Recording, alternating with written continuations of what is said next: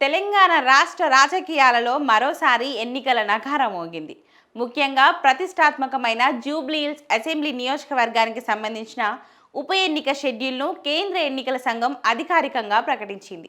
ఈ ప్రకటనతో హైదరాబాద్లోని ఈ కీలకమైన నియోజకవర్గంలో తక్షణమే ఎన్నికల కోడ్ అమల్లోకి వచ్చింది. ఢిల్లీలో మీడియా సమావేశంలో కేంద్ర ఎన్నికల ప్రధాన కమిషనర్ జ్ఞానేష్ కుమార్ బీహార్ అసెంబ్లీ ఎన్నికలతో పాటు దేశవ్యాప్తంగా జరగబోయే పలు ఉప ఎన్నికల షెడ్యూల్ను వెల్లడించారు. ఇక జూబ్లీహిల్స్ ఉప ఎన్నికకు సంబంధించిన తేదీలు చూసినట్టయితే నామినేషన్ల స్వీకరణ ప్రారంభం అక్టోబర్ 13 నుంచి అక్టోబర్ 21 వరకు.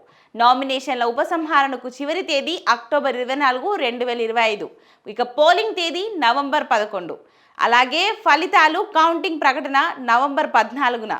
ఇక ప్రస్తుతం అధికారంలో ఉన్న కాంగ్రెస్ పార్టీకి గత ఎన్నికల్లో గెలిచిన బీఆర్ఎస్కు ఈ స్థానం అత్యంత కీలకం. ఈ ఎన్నికల ఫలితం రాష్ట్రంలో ప్రస్తుత ప్రభుత్వ పనితీరుపై ప్రజల అభిప్రాయాన్ని ప్రతిబింబిస్తుంది.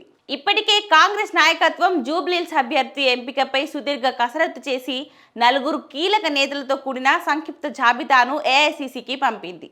ఈ జాబితాలో నవీన్ యాదవ్, సిఎన్ రెడ్డి, బొంతు రామ్మోహన్, అంజన్ కుమార్ యాదవ్ వంటి నేతల పేర్లు ఉన్నాయి. కాంగ్రెస్ అధిష్టానం త్వరలోనే తుది అభ్యర్థిని ప్రకటించే అవకాశం ఉంది. ఇక ముఖ్య ప్రతిపక్షమైన బీఆర్ఎస్కి ఉప ఎన్నికల్లో తమ సిట్టింగ్ బలాన్ని నిలబెట్టుకోవాలని చూస్తుంది.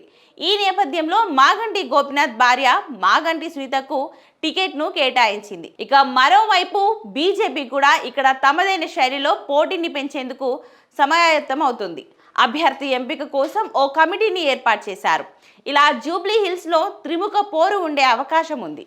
ఇక ఈ ఉప ఎన్నికల్లో విజయం సాధిస్తే అది రాష్ట్రంలో ఏ పార్టీ ప్రజల ఆమోదాన్ని కలిగి ఉందో రుజువు చేస్తుంది.